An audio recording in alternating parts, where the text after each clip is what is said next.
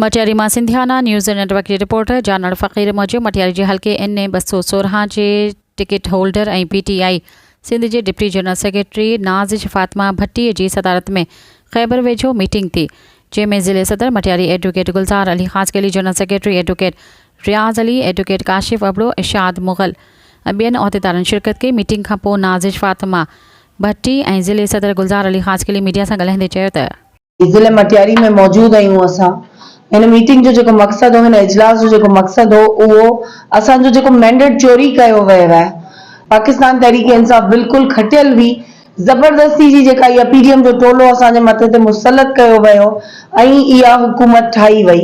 सो अॼु मुंहिंजो प्रेसिडेंट मूंसां गॾु आहे, जनरल सेक्रेटरी गॾु आहे, कालका सिटी जो सदर आहे, बिटशा जा उहिदेदार वेठा आहिनि, अदा सुभान वेठो आहे सईदाबाद मां, सभु असां हिते मौजूद थिया आहियूं।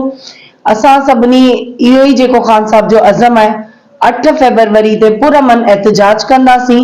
ऐं ॿियो मुंहिंजो मैसेज इहो ई आहे त जेको सिंध हुकूमत ज़ुल्म करे रही आहे, हाल ई में तव्हां सागड़ जो वाक़ियो ॾिसो, इहे ई नवाबशाह जे असांजे भाइरनि ते जेको सिंध पुलिस तशद्दुद कयो, डी चौक ते जॾहिं असीं वञूं पिया, उन टाइम जी पुलिस असां ते जेको आहे लाठी चार्ज कयो, सिधियूं गोलियूं हलायूं, त आख़िरकार इहो सूबे सिंध में ऐं पूरे पाकिस्तान में ज़ुल्म जबर कॾहिं ख़तम थींदो। सो इन जे लाइ असां सभु ज़िले मटियारी ऐं उनजे तमामु तालुकनि में मुंहिंजो मैसेज जेसि ताईं वञे, सभु निकिरो, ख़ौफ़ जा बुत तोड़े छॾियो, असां पुरअमन ऐं भरपूर एहतजाज कंदासीं। असांजो जेको मीटिंग जेका अॼु थी आहे, उहा इन जे हवाले सां थी आहे त असांजो पुरअमन एहतजाज आहे 8 तारीख़ ते जेको असीं कंदासीं।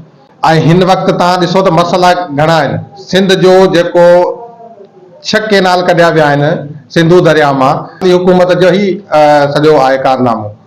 असां जेको आरिफ अलवी साहब हो, हिन खां पहिरियां जेको सदर हो, उन इर्सा एक्ट ते साइन करण खां इनकार करे छॾियो हो।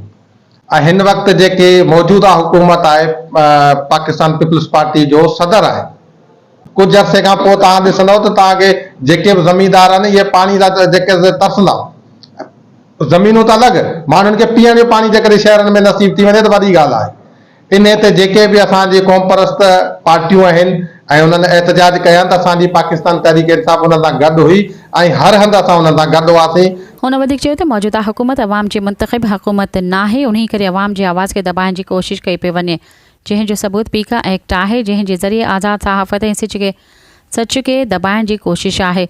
सिंध में वॾेरनि जागीरदारनि जी हुकूमत आहे। ॿिए तरफ़ सिंधु दरिया मां 6 केनाल कढिया पिया वञनि, जंहिंसां सिंध जी ज़मीन बंजर बणिजी वेंदी। सिंध जा माण्हू फसल पोखण त परे रहियो, पाणी पीअण लाइ बि सिकंदा रहंदा। असां हुकूमत तरफ़ां थींदड़ इन्हनि सभिनी ज़्यादतियुनि जे ख़िलाफ़ 8 फ़रवरी ते ज़िले मटियारी ऐं तालका जे सभिनी हेडक्वार्टरनि में पुरअमन एहतजाज कंदासीं। सिंध जे बाशूर अवाम खे अपील कंदासीं त सिंध मां थींदड़ नाइंसाफ़ियुनि ख़िलाफ़ हिन पुरअमन एहतजाज में असां सां गॾु शामिल थियनि।